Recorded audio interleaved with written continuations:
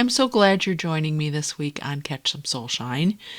I am going to talk about the importance of rest to restore creativity in your life. I have been extremely busy, not with the usual things, but life. My kids need a car. My job is getting extremely busy. And it's summertime. We want to open the pool, plant flowers and a garden. All these things are happening at once. These are fun things. These are things that I enjoy. But something takes a back seat when I have so much on my plate that I can't keep up with. And that's why I wanted to discuss this with you, because I feel if I'm experiencing this, somebody else is too.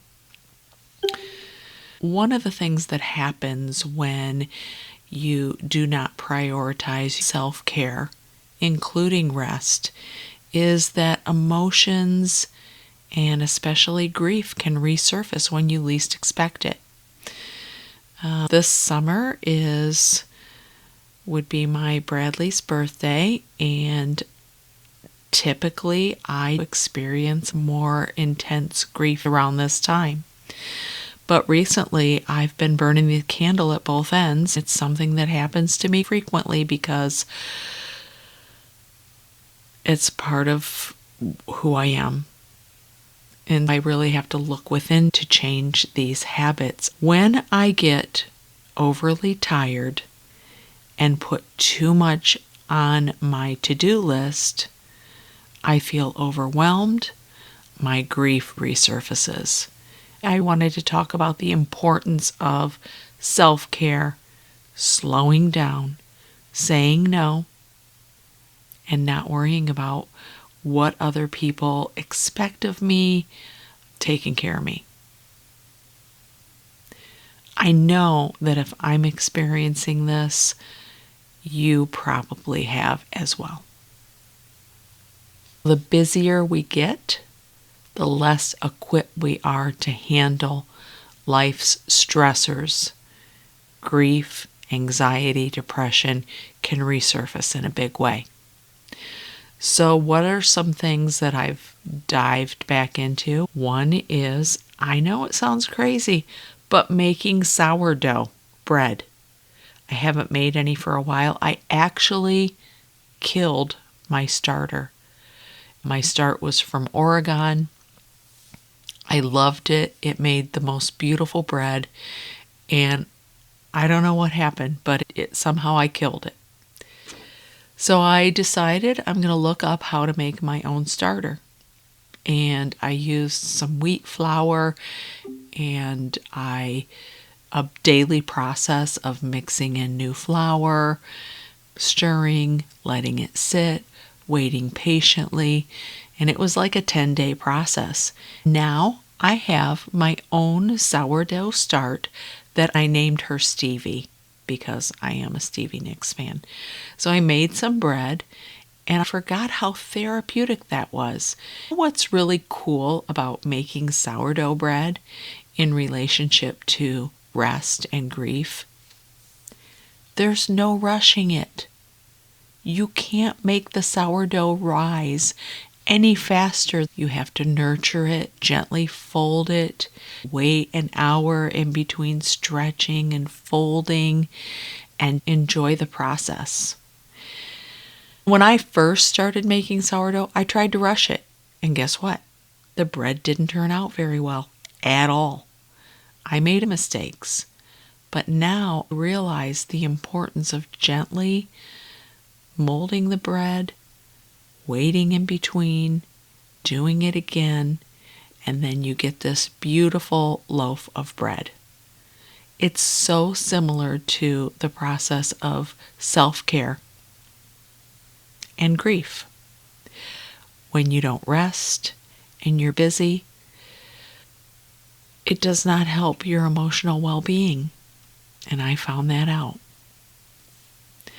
So getting back to making my sourdough, creating art. I will be speaking at an event, taking some art and having a collaborative moment with the audience. I'm really excited about that because it really does infuse all the things that I've learned and I want to explore with the Creative Grief Freedom Formula, which I'll be rolling out soon.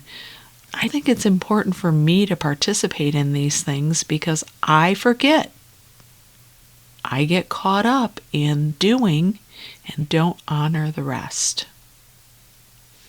I love this time of year. Spring, summer, new buds, flowers, the green coming out, sunshine on your skin. It does something for my mental health.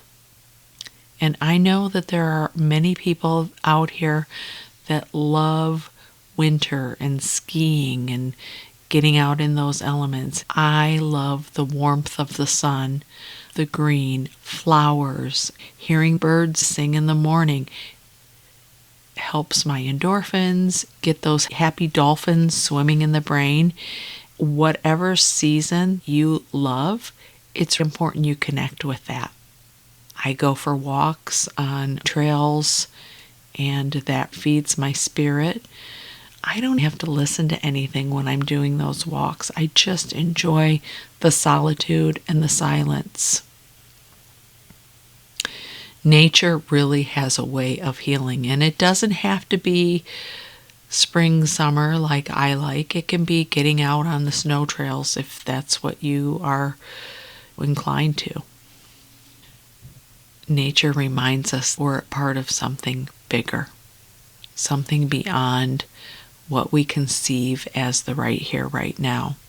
It's all expansive, and being in that element is rewarding. I don't know if it's rewarding. Being in nature helps us ground and realize we're just living this life, and it's a beautiful thing.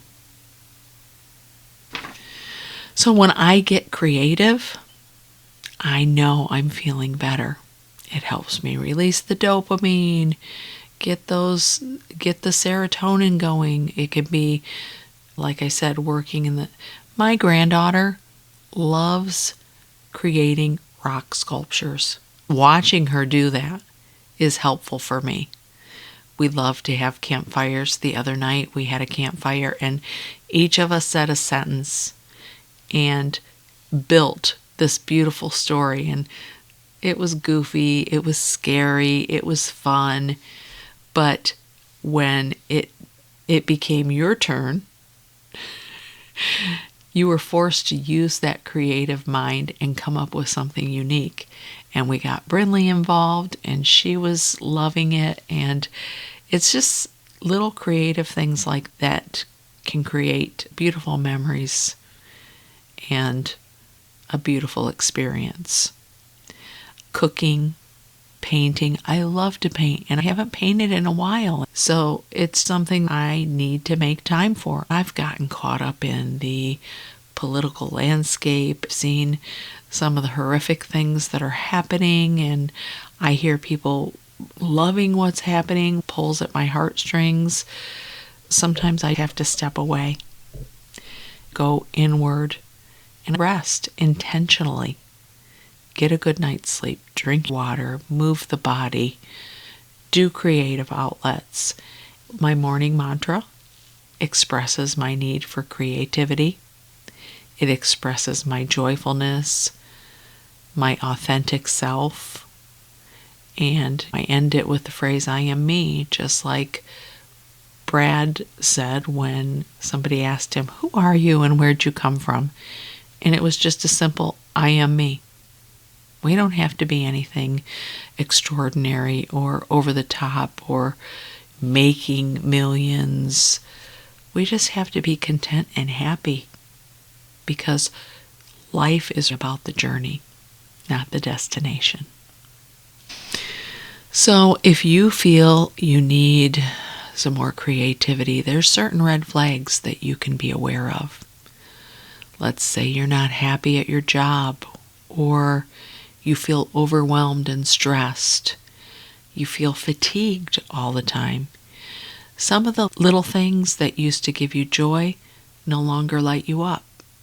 These are warning signs that it's time to take a step back, rest, and just pick something that you love to do and be intentful and do it.